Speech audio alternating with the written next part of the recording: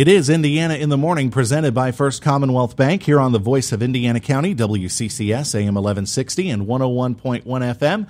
And this interview is presented by Marcus & Mack, a law firm representing injured people.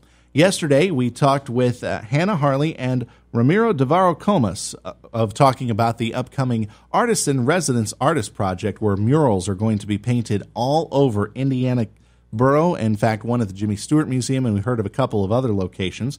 Today, we're going to talk with one of those artists. Joining me now on the phone here on Indiana in the Morning is Damien Mitchell, one of the artists in residence as part of the Dripped on the Road series and, of course, doing these murals here in Indiana. Damien, good morning. Good morning, Josh. Thank you for having me in your town. All right, and thank you for coming in. What do you think of our town? Beautiful. It's absolutely beautiful. Yeah, I arrived here the day before yesterday and had a bit of a walk around. It's a very pretty little town. All right, so Damien, where are you from? Whereabouts are you from?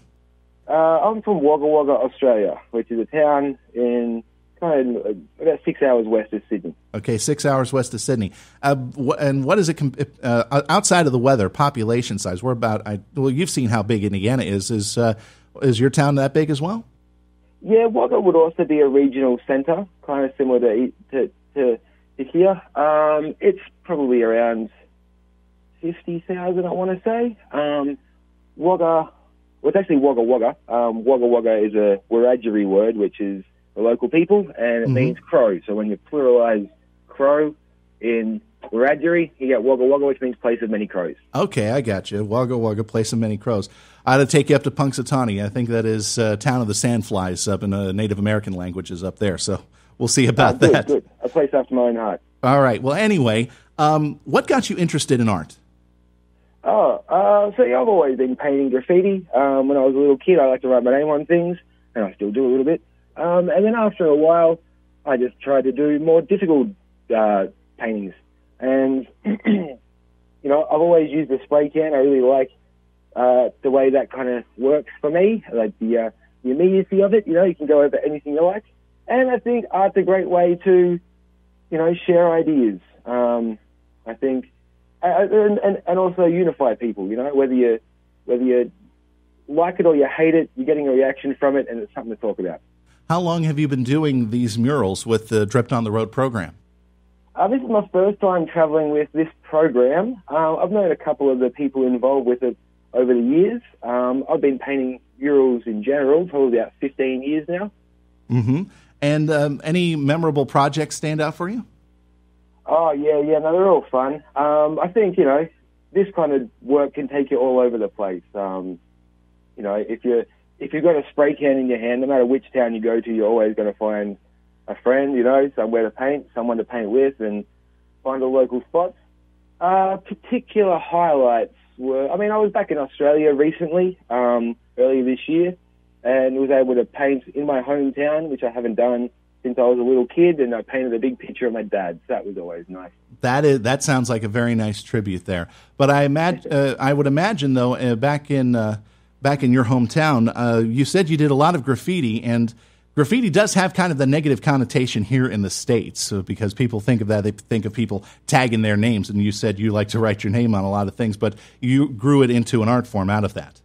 Yeah, look, I think this art form has changed a lot in the last 20 years. It's, something which was seen as, a neighborhood covered in graffiti was, as part of broken window policing, was seen as a neighborhood on the decline. While these days it can be used through people like Dripped on the Road to beautify neighborhoods, to kind of bring attention to them, to make them as placemaking tools to kind of draw people to an area. So I think it's all about how you approach it. I think writing a name on things is a bit of a kid thing to do, but as you grow older, you kind of see your place in the world a bit more, so you have to try to adapt and work with that. We're talking with Damien Mitchell, who's one of the artists in residence here on Indiana in the Morning, and the artist in residence through the Spruce Arts program, and he's doing a mural or two in Indiana. So, Damien, I understand your first location is, I think they said Fox's Pizza yesterday. Yeah, there's an alleyway behind, or like a street behind there, which a couple of us will all be painting walls on. I'll be doing a garage, and then also over at the Jimmy Stewart Museum, I'm going to be doing a bit of a portrait of Mr. Stewart, and yeah. Wow, that's going to be great. That's the one I'm looking forward to see because I volunteer a little bit with the museum myself. Okay. So did you get a chance to kind of research Jimmy's film career before you decided on what piece of art you wanted to do? Yeah, definitely. I mean, that's kind of part of the fun of this job is anywhere you go, you get to kind of research all the different things about that place. So yeah, did a lot of research on Mr. Stewart and on, the area in general. And I had no idea it was the Christmas tree capital of the world. Yeah. Is that something I read right? You got that right. With Indiana bills itself, Christmas tree capital of the world. You should, if you get the chance to see the gigantic Christmas tree that'll go up on 7th Street later in the season, you'll understand why. But we have a lot. Yeah, we have a lot of Christmas tree areas here. A lot of places that grow Christmas trees around here. So that's why Indiana's the Christmas tree capital of the world. So Christmas, and as you know, with your research with Mr. Stewart and him doing It's a Wonderful Life, we take Christmas pretty seriously around here. It looks that way. All right. Talk about it now from your perspective. What are some of the other things that have inspired you, or at least for your initial designs for the other murals? What are some of your inspirations? You mentioned Indiana in general, and what are some of the other things that you're going to be inspired by? Oh, look, I mean, everywhere you go, that's kind of part of the adventure. So in other places I've painted, it's been kind of a, similar thing. Other things around here. And look, I think as I go around and meet people and talk to them and try to, understand this place through their eyes, I'll know more. Oftentimes I do paint the people around me and the places they're at. So even if I meet someone who I think exemplifies the area, I think they could even find themselves on a mural if they don't realize it. That would be pretty cool to see some hometown heroes on the mural outside of people who are pretty well known, people who you just meet on the community. They could wind up in a background shot or something. Or even just the everyman on the street, Yeah, exactly. That's what we were going for. So where are you working this morning? So this morning we're going to be behind Fox's Pizza. At the moment we all just kind of got here, so we're, finding our bearings, measuring up our walls, kind of thinking out how it's going to work. So I think over the next couple of days, you'll be seeing more and more paint splashed around and maybe, some music going along with it. And right. Yeah, eventually we'll do a little pop-up event space down next to the theater as well. So watch this space. All right, so watch out for that. And people can come by and they can watch you work whenever you do start spraying paint up, right?